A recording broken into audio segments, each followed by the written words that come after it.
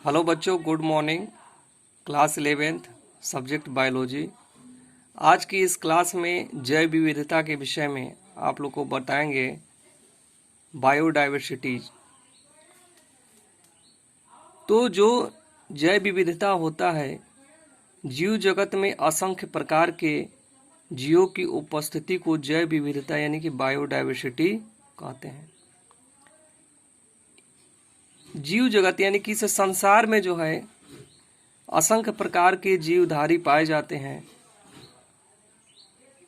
इसको जो है क्या कहते हैं? बायोडाइवर्सिटी यानी कि जैव विविधता कहते हैं।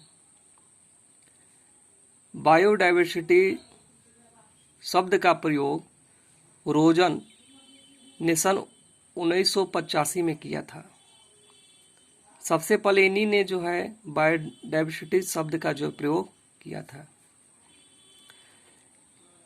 जैव विविधता के अंतर्गत जो है विशिष्ट तथा अनुवांशिक यानी कि इसके अंतर्गत जो है जीवों में जो है अनुवांशिक के विषय में अनुवांशिक के द्वारा उनमें विविधता आती है, प्रजातियां में जो है विविधता आती है और पारिस्थितिक तंत्र के विविधता का स्तर मापा जाता है। जैव विविधता के अंतर्गत ये 3 श्रेणियां आती हैं: अनुवांशिकी, प्रजाति और पारिस्थितिक तंत्र के अंतर्गत जो है विभिन्नताएं जीवों में पाई जाती हैं। सन 2010 को जैव विविधता का अंतर्राष्ट्रीय वर्ष घोषित किया गया। यानी कि जो 2010 ये दिया गया है, इसको जो है अंतर्राष्ट्रीय वर्ष घोषित किया गया। किसके लिए? तो जैव विविधता के लिए। जीवों में जो विविधताएं पाई जाती हैं, संसार में अनेक प्रकार के जीव पाए जाते हैं, उनकी संख्याएं जो है घटती और बढ़ती रहती हैं। तो जैव विविधता एक प्राकृतिक संसाधन है। इसको जो है हमें एक प्राकृतिक संसाधन के रूप में देखना है। जितने भी जीवधारी होते हैं वो जो है प्राकृतिक संसाधन के रूप में जो है होते हैं। जितने भी वनस्पति होते हैं, जीवधारी होते हैं, ये हमारे लिए क्या एक प्रकार के संसाधन है।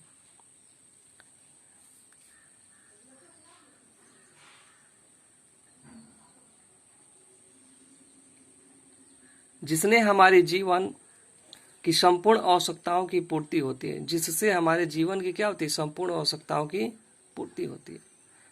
तो जीवन में जितनी भी आवश्यकताएं हैं उसकी पूर्ति कहाँ से होती है? जैव विविधता की वजह से होती है, बायोडाइवर्सिटीज की वजह से होती है। यह जो है एक संसाधन के रूप में कार्य करता है। वर्तमान में भारत में हॉट स्पॉट क्षेत्र यानी कि इसको बचाए रखने के लिए जो है बायोडाइवर्सिटीज को जो है 4 भागों में डिवाइड किया गया है। पहला जो क्षेत्र आता है वह है पश्चिमी घाट। तो पश्चिमी घाट का जो एरिया है, आप भारत के नक्शे में देखेंगे तो जो पश्चिम के भाग होते हैं 1600 किलोमीटर का जो क्षेत्र होता है, समुद्री इलाके जो होते हैं, जिसके अंतर्गत कर्नाटक, महाराष्ट्र, केरल, तमिलनाडु आते हैं। और इस प्रकार के क्षेत्र में जो है सदाबहार जंगल पाए जाते हैं, यानी कि जिनकी पत्तियां जो हैं हमेशा एक समान रहती हैं। और दूसरा जो क्षेत्र है पूर्वी हिमालय। तो पूर्वी हिमालय में जो है असम है, नेपाल है, सिक्किम है तथा भूटान। इसमें पुष्पी पादप की कई जातियां जो है सक्रिय रूप से मानी जाती हैं, इसमें सक्रिय रहती हैं। जो हिमालय का क्षेत्र होता है ये आर्द्र, इसमें जो है आर्द्रता अधिक पाई जाती है, वेरिएशन इसमें अधिक होता है। इसके बाद से इंडो बर्मा है और सुडालैंड है। यानी कि ये जो 4 हॉट स्पॉट क्षेत्र भारत में बनाए गए हैं, किसके लिए? तो जैव विविधता के लिए। जैव विविधता के स्तर। तो जैव विविधता को जो है यहाँ पे 3 स्तर में जो है डिवाइड किया गया है। पहला जो स्तर है अनुवांशिक विविधता, यानी कि जीवों में अनुवांशिक के आधार पे जो विभिन्नताएं उत्पन्न होती हैं उसको क्या कहते हैं? अनुवांशिक विविधता कहते हैं। जैसे मान लीजिए कि पादप की अनुवांशिक विविधता रेशर पाइन की क्षमता तथा सांद्रता के कारण महत्वपूर्ण है। जितना अधिक सांद्रण होगा उतना ही जो है उसमें क्या आएगी? विविधता आएगी। उसकी अनुवांशिकता में क्या आएगी? विविधता आएगी।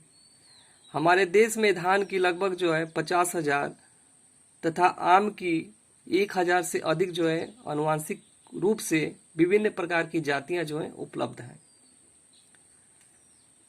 तो आनुवांशिक के आधार पे जो विभिन्नताएं उत्पन्न होती हैं उसको क्या कहते हैं? आनुवांशिक विविधता। अब इसके बाद से जो अगला नंबर है वह है जातीय विविधता, यानी कि जाति के आधार पे जो विविधताएं उत्पन्न होती हैं उसको कहते हैं हम लोग जातीय विविधता। तो जो जातीय विविधता पाई जाती है पश्चिमी घाट पर अधिक पाई जाती है। आप लोग को यहाँ पे बताया गया कि पश्चिमी घाट होता है, पूर्वी हिमालय क्षेत्र होता है, इंडो वर्मा होता है और सुडालैंड होता है। 4 भागों में बांटा गया हॉट स्पॉट क्षेत्र को।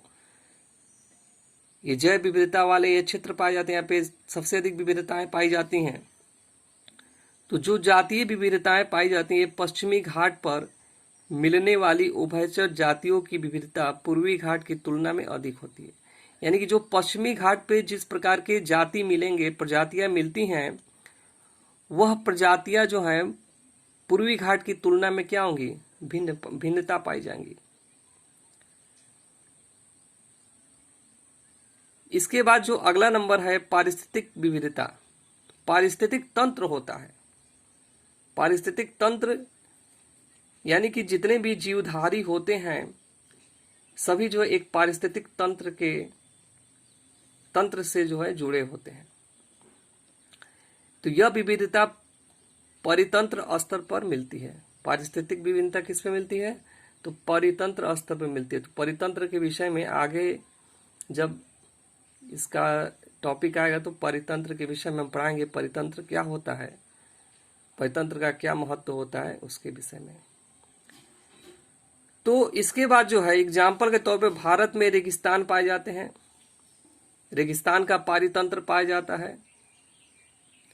इसके बाद से वर्षा वाले वन पाए जाते हैं, जहाँ पे वर्षा अधिक होती है वहाँ पे जीवधारियों में वेरिएशन मिलेगा, यानी विभिन्नताएं मिलती हैं। मैंग्रोव वन पाए जाते हैं, तो जहाँ पे जो है खरे पानी वाले जो जगह होते हैं, समुद्री इलाके होते हैं, वहाँ पे किस प्रकार के वन पाए जाते हैं? मैंग्रोव वन पाए जाते हैं अंडमान निकोबार द्वीप समूह में। इसके बाद से कोरल रीफ है, इसके बाद से आर्द्र भूमि है, परितंत्र अधिक है। यानी कि भारत में ये सारे जो है परितंत्र हैं और परितंत्र की वजह से जो है पारिस्थितिक विविधताएं जो है उत्पन्न हो जाती हैं।